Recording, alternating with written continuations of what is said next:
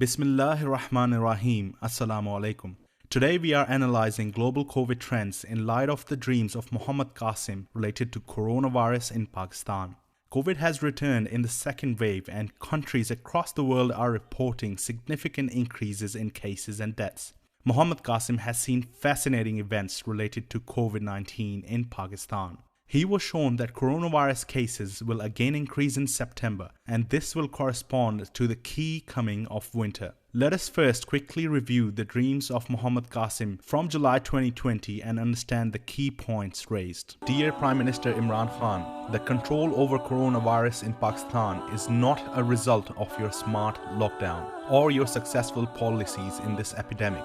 This is all due to the mercy of Allah subhanahu wa ta'ala, and the real reason for this control is that Pakistan is in the middle of summer and going through exceptional record high temperatures.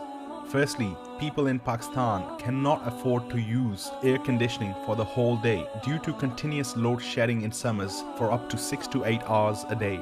Due to this, the virus did not get a suitable environment to grow and spread the way it has spread in other countries. Coronavirus has not spread as much in poorer regions and where air conditioners are used less frequently as compared to the cities. And Pakistan has been protected by this due to the severe heat, load shedding and abundant rain, all from the mercy of Allah subhanahu wa ta'ala. You should not take the credit of this achievement. And when September comes and winter season begins, the risk of coronavirus spreading again in Pakistan will increase significantly. So, according to Muhammad Qasim's dreams, the reason for COVID reducing in the first wave in Pakistan was the special mercy of Allah subhanahu wa ta'ala corresponding to hot weather, poverty and people's inability to regulate their body temperature. We will now analyze the key events globally, first starting with the relationship between COVID and cold climate.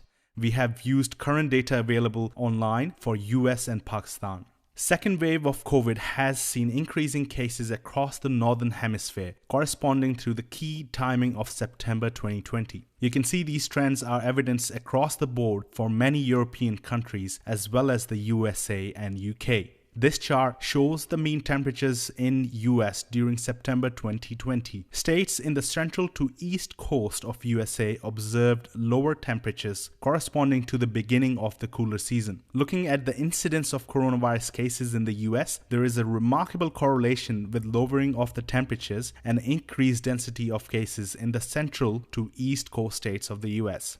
Similarly, in Pakistan, we also note that with the temperatures reducing in September, there has been an increase in COVID cases in Islamabad, Karachi and Lahore. And what is even more interesting to note is that temperatures have dropped more drastically in Islamabad when compared to Lahore and Karachi. And corresponding to this, COVID cases have also increased more sharply in Islamabad when compared to Karachi and Lahore.